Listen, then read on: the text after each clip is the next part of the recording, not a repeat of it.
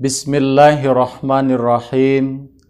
Assalamualaikum warahmatullahi wabarakatuh. Istighfar, taubat, dan sholat.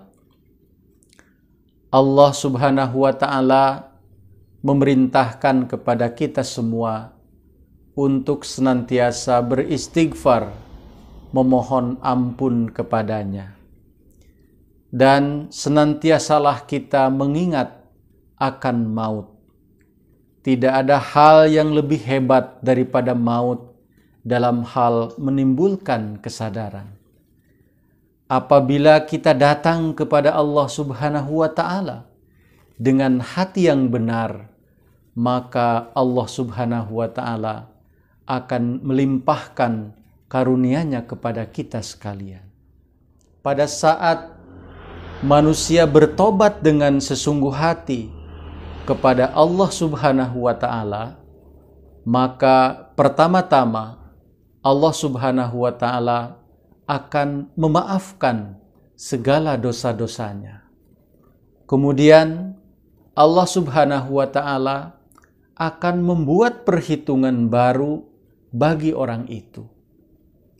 Namun sedikit saja manusia berbuat kesalahan kepada orang lain, maka orang itu akan membencinya dan memusuhinya sepanjang hidup. Kalaupun ia memaafkan hanya secara lisan saja, dan apabila ada kesempatan, maka ia akan menzahirkan permusuhan dan kebenciannya itu. Akan tetapi berbeda dengan Allah subhanahu wa ta'ala. Apabila seorang hamba melakukan dosa lalu bertobat dengan sesungguh hati kepada Allah ta'ala, maka Allah ta'ala akan menghapuskan dosa-dosanya, dosa-dosa orang itu. Ia akan memaafkan dengan kemudian melakukan perhitungan baru dari sejak ia dimaafkan. Dan Allah Ta'ala akan senantiasa melimpahkan karunia kepada orang itu, dan Allah Ta'ala akan membebaskan dari segala hukuman atas dosa-dosanya.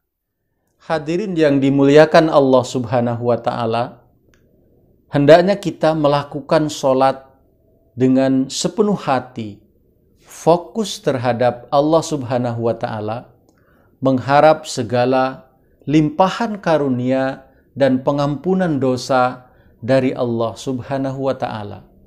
Dan marilah dengan melalui sholat yang benar, kita akan melakukan perubahan atas diri kita lebih baik dari sebelumnya.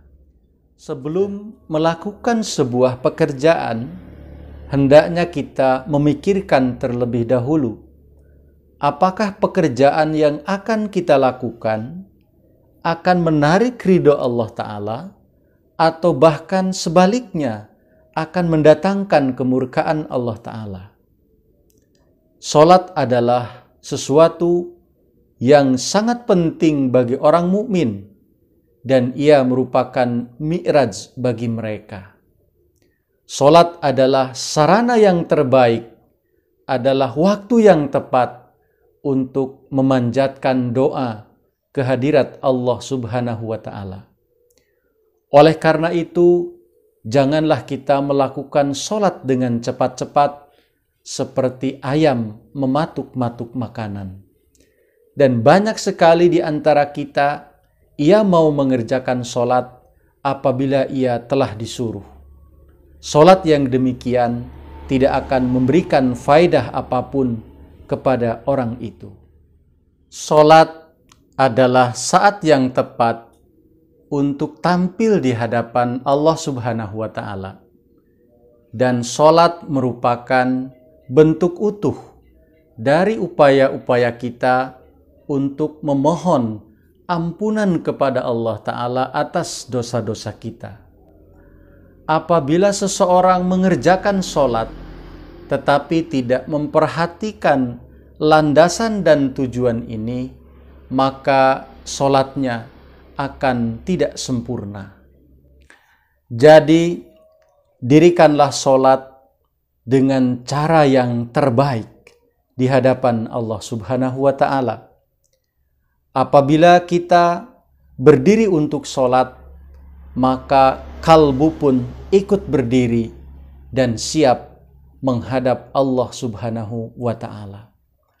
Begitu juga apabila kita menunduk melakukan ruku, maka kalbu pun ikut tunduk di hadapan Allah Subhanahu wa Ta'ala.